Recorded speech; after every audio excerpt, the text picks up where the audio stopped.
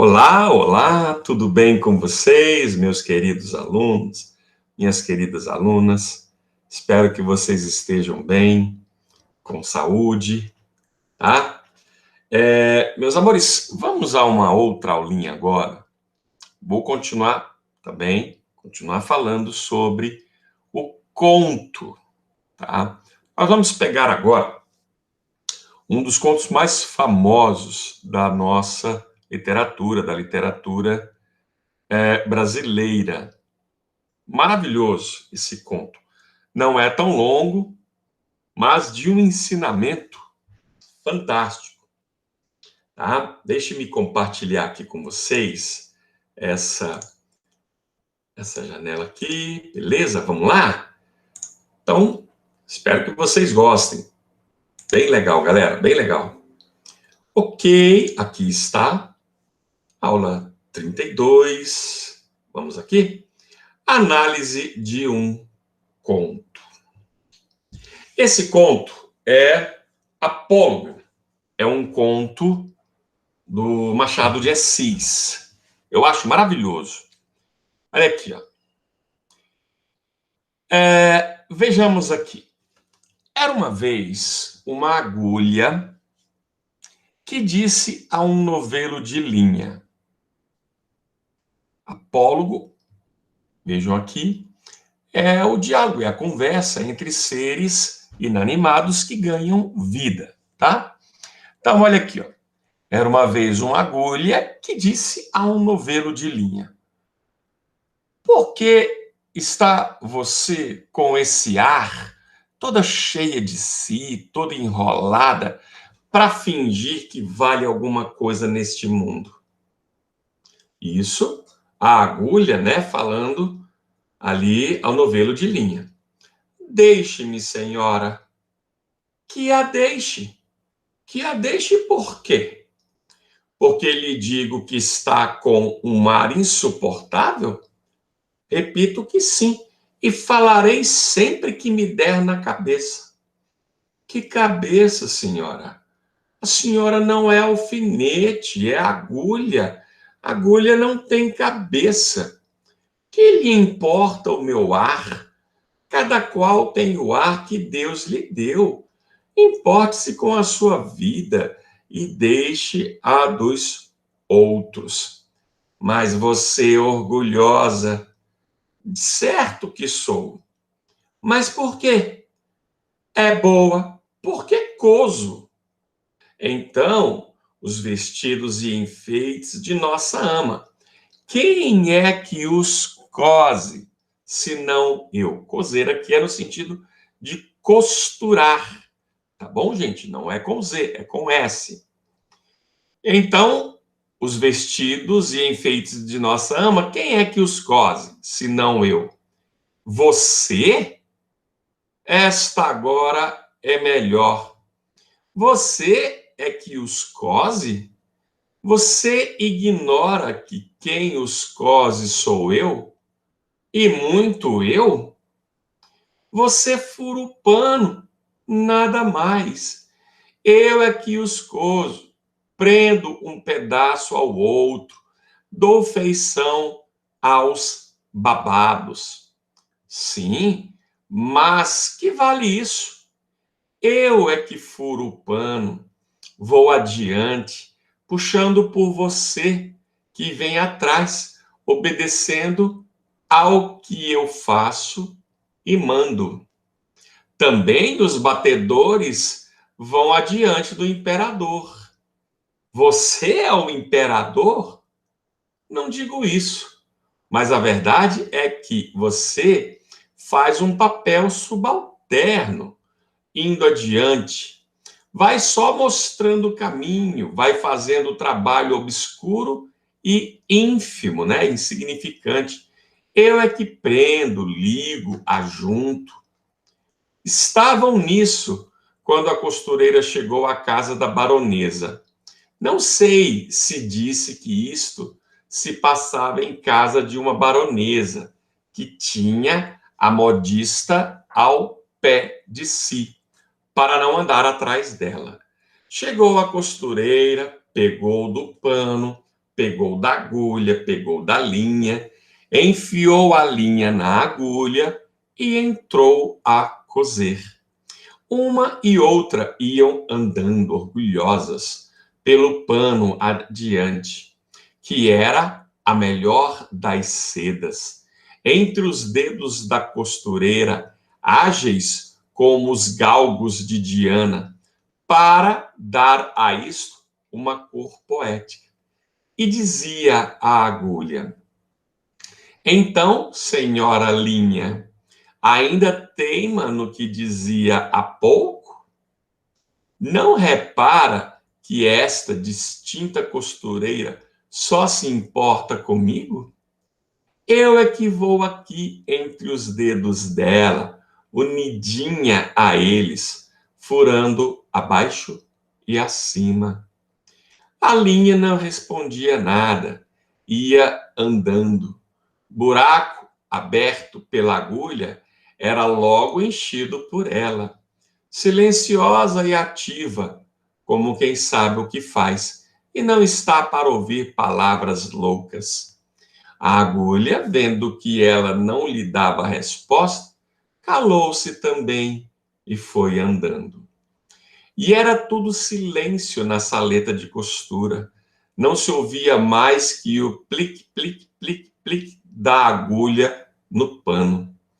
Caindo o sol, a costureira dobrou a costura para o dia seguinte. Continuou ainda nesse e no outro, até que no quarto acabou a obra e ficou esperando o baile. Veio a noite do baile e a baronesa vestiu-se. A costureira que a ajudou a vestir-se levava a agulha espetada no corpinho para dar algum ponto necessário. E quando compunha o vestido da bela dama e puxava a um lado ou outro, arregaçava daqui ou dali, alisando, abotoando, acolchetando a linha, para mofar da agulha, perguntou-lhe: ora, agora, diga-me quem é que vai ao baile no corpo da baronesa, fazendo parte do vestido e da elegância? Quem é que vai dançar com ministros e diplomatas, enquanto você volta para a caixinha da costureira, antes de ir para o balaio das mucamas? Vamos, diga lá. Parece que a agulha não disse nada, mas um alfinete, de cabeça grande e não menor experiência, murmurou a pobre agulha: anda, aprende, tola. Cansas-te em abrir caminho para ela, e ela é que vai gozar da vida, enquanto aí ficas na caixinha de costura. Faze como eu, que não abro caminho para ninguém. Onde me espetam, fico. Contei esta história a um professor de melancolia que me disse, abanando a cabeça: também eu tenho servido de agulha a muita linha ordinária. Mas eu acho que aqui a agulha foi provocar, né? A outra estava quieta, a agulha foi provocar. Bem legal, né, gente? Uma história assim bem cheia de ensinamentos. É o que nós veremos agora. Olha aqui. Vamos analisar esse conto. Aqui é uma análise, viu, gente? Bem minuciosa, uma análise bem profunda mesmo. A fábula escrita pelo bruxo do Cosme Velho. Olha aqui, ó. Quem era o bruxo do Cosme Velho? É um epíteto. Epíteto é o mesmo que um apelido, tá? Um nome. É um epíteto consagrado a Machado de Assis. Gente, Machado de Assis é excepcional, galera. Excepcional.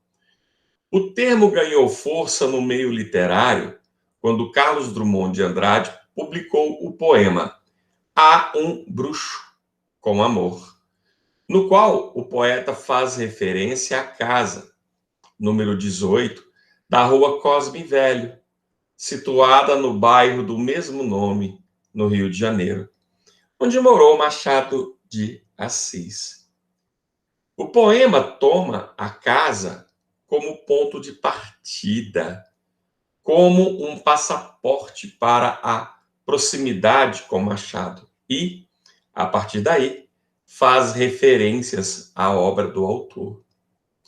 Um apólogo é considerada uma das mais lidas e atuais.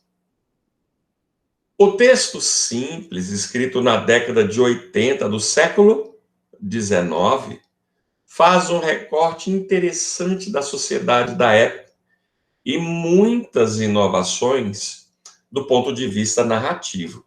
Aqui é que está, meus amores, do ponto de vista narrativo. Vocês vão perceber algo bem interessante no estudo desse conto. Olha só, amores. O inusitado foco narrativo. Ora, nós estudamos, existem aí dois focos narrativos, né? O foco narrativo em primeira pessoa, aquele em que o narrador, ele narra e também o quê? Participa da narrativa, participa da história. E o foco narrativo em terceira pessoa, aquele em que o narrador apenas narra, ele não participa da narrativa. Mas observem esse conto aqui, uma particularidade bem interessante. Olha só. Se a base de todos os textos de caráter narrativo é o narrador, sem ele, naturalmente, não há história, Machado de Assis faz uso de um narrador que, no princípio, é onisciente. Ou seja, aparentemente, ele é um narrador observador. Veja aqui, ó, ele já inicia com essa expressão.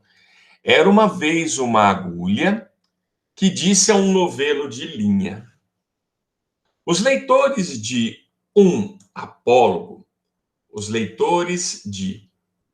Apólogo, deixa eu colocar aqui em itálico,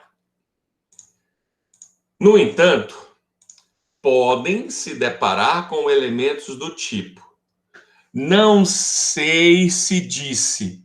Ora, olha que interessante, galera, aqui que está falando. Ó. Aparentemente, o foco narrativo é em terceira pessoa. Mas aí, de repente, olha o que aparece aqui. Não sei se disse que isto se passava em casa de uma baronesa, indicando aí participação ou, no mínimo, uma intromissão do foco narrativo. Machado de Assis é sensacional, galera. Sensacional. Da mesma forma, acontece no penúltimo parágrafo. Contei esta história. Contei, então aparentemente ele também está aqui em primeira pessoa. Contei esta história e só então é percebido que a história toda fora narrada a outra pessoa.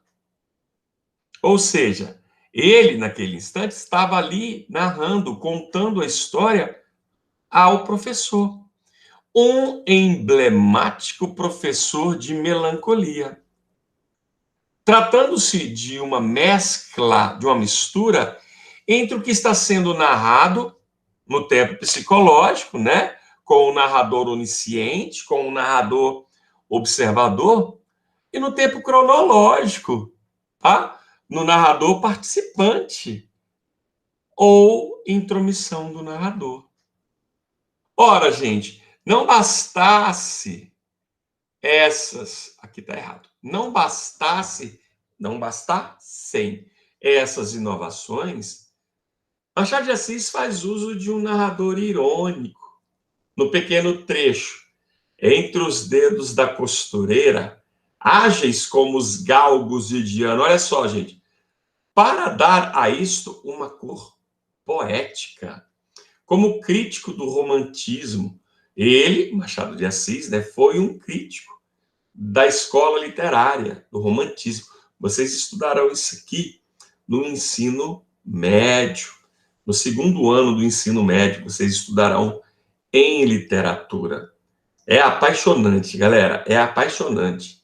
Como crítico do romantismo, que era na fase realista, ele, quando deixou a fase romântica e passou para a fase realista, Machado distrai os leitores com uma intromissão do narrador, citando a deusa grega, aqui, ó, Diana, com seus cães caçadores, para criar uma imagem que representasse a costureira em ação, com a agulha e a linha.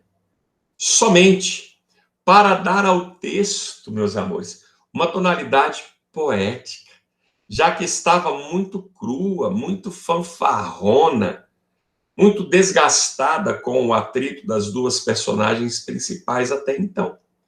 A narrativa sem graça, tá? Sem poesia, desgastada, somente com a briga ali entre as duas. Então ele apresenta em uma espécie poética, levando até uma simples briga a ter um aspecto emotivo, tá?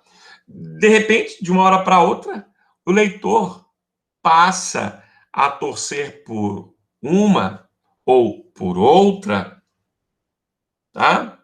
Há quem nesse conto torce pela linha, há quem torça pela agulha, tá?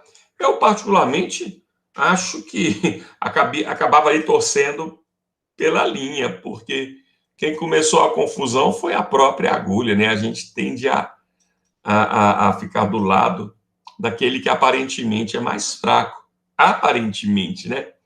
Ironia à parte, o fragmento também se configura com a intromissão do narrador. Olha aqui, ó. Outro aspecto. Os pequenos, grandes personagens. Olha aqui, ó.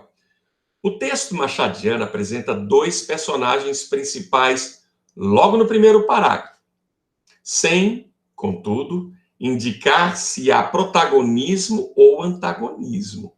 Foi o que eu falei ainda há pouco para vocês.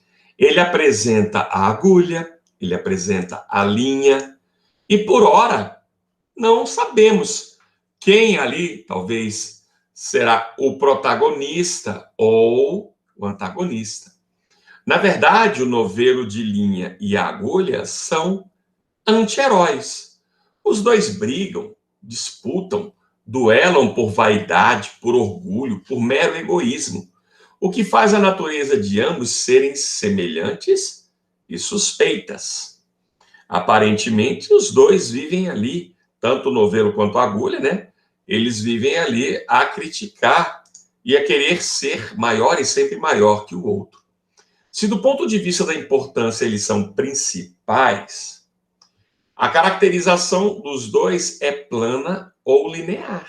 Ou seja, todo o tempo eles não mudam a postura deles, já que não há complexidade, mistério, transformações dos personagens ao longo da trama. Começaram de uma forma e terminaram da mesma forma. Talvez a agulha, por no fim se dar mal e se sentir humilhada, poder-se-ia caracterizar como uma personagem esférica ou redonda, aquela que girou a narrativa e ela então percebeu dentro desse giro o erro ou ainda a besteira que cometera, né? Mas ao ler o conto, percebe-se que a natureza dela não é mudada. A impressão é que o orgulho e a vaidade permanecem, apesar de tudo. Os demais atores são todos secundários e igualmente planos. A baronesa, a costureira, a modista, o alfinete e o professor de melancolia. Melancolia é o mesmo que um professor de depressão, né? O equívoco do tempo, galera. A um leitor despreparado, o texto camufla o tempo em cronológico, E somente no fim ele mostra aos que percebem como psicológico. Aparentemente, a história ela é toda cronológica, mas no final percebe-se que ela é contada. A história ela é narrada para uma outra pessoa que no finalzinho entra nessa narrativa. Inicialmente, o tempo da história não se mostra. Nunca se saberá a época em que ela se passa, mas é de suspeitar que seja uma época de gala, de muita pompa e riqueza, já que são retratados fatos da casa de uma baronesa, que frequenta bailes e dança com ministros e diplomatas. Já o tempo cronológico ele é marcado na seguinte passagem. Observem. Caindo o sol, a costureira dobrou a costura para o dia seguinte. Olha aqui, ó. Para o dia seguinte. Continuou, olha aqui, ó. O tempo cronológico, ele é marcado nas seguintes passagens. Continuou ainda nesse e no outro. Até que no quarto acabou a obra e ficou esperando o baile. Veio a noite do baile e a baronesa vestiu-se. Assim fica delimitado o lapso temporal, em torno de 4, 5 dias. Passa-se toda a fábula machadiana. Ou seja, é possível, por meio dessas informações aqui, perceber a duração, tá, dessa fábula. Detalhe para a ironia: acabou a obra. Será que Machado está comparando um simples vestido de baile a uma obra artística? Ou, quem sabe, ao trabalho manual digno de uma artista? E então, somente é revelada a verdade para os leitores na penúltima parte, quando tudo parece solucionado. Olha aqui, ó. Contei essa história a um professor de melancolia que me disse, abanando a cabeça: também eu tenho servido de agulha a muita linha ordinária. Está resolvido o quebra-cabeça. Olha aqui, ó. O narrador da fábula estava contando uma história ao simbólico professor de melancolia. Ah, olha aqui, ó. Nos dias atuais seria um professor de depressão, né? E este se identificou com a narrativa.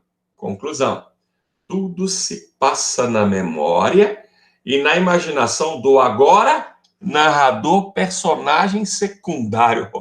E agora, hein? Narrador personagem secundário. Só desvendado no final. Ou seja, a história toda é em tempo psicológico. Muito bom, né, gente? Os espaços. O espaço reduzido na trama, que inclusive já foi citado acima, não tem muita importância. Nem descrições pormenorizadas, cuidado especial e etc. Fica sabendo do lugar em que tudo ocorre nas passagens. Quando a costureira chegou à casa da baronesa, em casa de uma baronesa, e também, e era tudo silêncio na saleta. Deixa eu tirar isso aqui. E era tudo silêncio na saleta de costura. Há uma amostragem, embora superficial, do castigo imposto à perdedora da intriga, que indica o espaço em que habitará futuramente a agulha. Enquanto você volta para a caixinha da costureira, e além da caixinha, antes de ir para o balaio das mucamas. Isso pode refletir o nada que a espera, o espaço adequado, olha só, gente, é forte, hein? A sua desimportância no mundo, tá? Desimportância aqui, entre aspas, claro.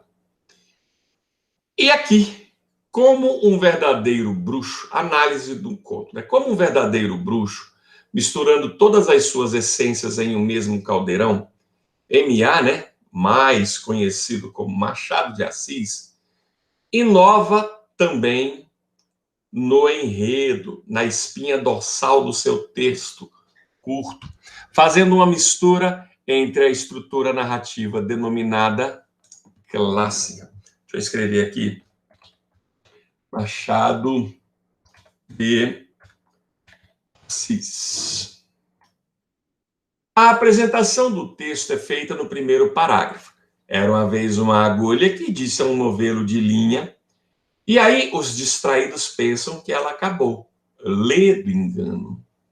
Há uma interação da complicação feita do segundo ao quinto parágrafos, quando a agulha e o novelo de linha entram em atrito. Aí já falamos do conflito, né, gente, do conto. Notadamente, essa parte é feita em discursos diretos, aparecendo ali, gente, a fala da personagem, da forma como ela, a personagem, falou. Tirando do narrador toda a ação ou pensamento que pudesse desviar dos objetos ou dos objetivos do momento. Então, como se nada mais se esperasse, eis que retorna à apresentação, continuando o que seria a introdução, a indicação dos personagens, olha aqui, ó, do tempo, do espaço e na situação inicial. Olha aqui, gente. Estavam nisto quando a costureira chegou à casa da baronesa. Olha o ambiente, o espaço. Não sei se diz que isso se passava em casa de baronesa, que tinha a modista ao pé de si, para não andar atrás dela. Chegou a costureira, pegou do pano, pegou da agulha, pegou da linha, enfiou a linha na agulha e entrou a coser. Aqui parece-nos uma sequência de ações e ações rápidas, né? Uma e outra iam andando orgulhosas pelo pano adiante, que era a melhor das sedas. Entre os dedos da costureira, ágeis como os galgos de Diana, para dar a isso uma cor poética. E dizia a agulha. Dessa forma, gente, há um breve retorno também à complicação, quando a agulha retoma o debate, tentando irritar a linha. E agora, olha aqui, ó. Então, senhora linha, ainda teima no que dizia há pouco, quer dizer, ela não se contentou ainda, continua arrumando confusão. Não repara que essa distinta costureira só se importa comigo? Eu é que vou aqui, entre os dedos dela, unidinha a eles, furando abaixo e acima. A linha ficou quieta, para não dar corda aos devaneios daquela. E as duas seguiram os seus trabalhos e o tempo foi passando. Só então o leitor é levado ao clímax da fábula. Olha aqui, gente. Quando o narrador revela todo o suspense, toda a expectativa, a agora importante linha vai ao baile dançar com ministros e diplomatas, enquanto a sua dona, enfeitando, aliás, a sua dona, e a agulha humilhada é consolada pelo alfinete de cabeça grande e não menor experiência, indo parar no cestino das aias. Por fim, o desfecho é feito nos dois últimos parágrafos, em tempo cronológico, retomando a realidade entre o narrador e o professor de melancolia. Vamos aqui a algumas considerações finais, gente. Olha só. O texto, escrito em pleno século XIX, para uma época afrancesada, chamada de Belle Époque, é uma crítica mordaz aos costumes, à superficialidade e ao estilo de vida já naqueles tempos idos. Através de objetos inanimados, Machado cria a sua fabuleta, incorporando atos humanos, ou desumanos, né, como queiram, fazendo a todos enxergarem a condição precária do homem, egoísta, vaidoso, orgulhoso, prepotente. Ao leitor superficial, nada parecerá mais do que uma briga entre uma agulha e um novelo de linha, pelos fatores acima descritos. Um querendo ser mais importante do que a outra. Uma querendo ser mais importante do que a outra, né? Agora, já ao leitor mais crítico, afeito aos textos complexos, verá particularidades de vidas marcadas por bajuladores, aproveitadores, seres parasitas que esfalfam com o trabalho alheio e, claro, ficam com todos os créditos, com todos os louros. Esse tal professor de melancolia representa uma figura altamente imagética, tá? Ou seja, com uma imagem bem estruturada, elaborada no conto, um ser que ensina tristeza, que é mestre em depressão, que é catedrático em nostalgia e em se dar mal, ser passado para trás, quando ele diz, por exemplo, que abria caminho a muita linha ordinária. Ele tem servido de agulha, de desbravador, de aventureiro, de lutador, embora arrogante e querendo reconhecimento. Há muita linha ordinária, ou seja, há aqueles que montam nas costas dos pioneiros para realizar a labuta mais ínfima, mais fácil, e, no entanto, levar toda a glória. Quantos não se veem assim nas empresas, né, gente? Nos cargos públicos, em todas as áreas da atualidade. Machado de Assis de ontem se mostra, acima de tudo, um sensível visionário da alma humana, mesquinha e medíocre ainda hoje. É uma constatação triste, né, mas bem real. Amores, espero que vocês tenham gostado aí da nossa análise, tá? Mais um conto aí a gente analisou. Foram muitos, né? Foram muitos contos. Espero que vocês tenham gostado. Um grande abraço para todos vocês. Fiquem em paz e até a próxima, galera. Tchau, tchau. Beijo para todos vocês. Fiquem em paz.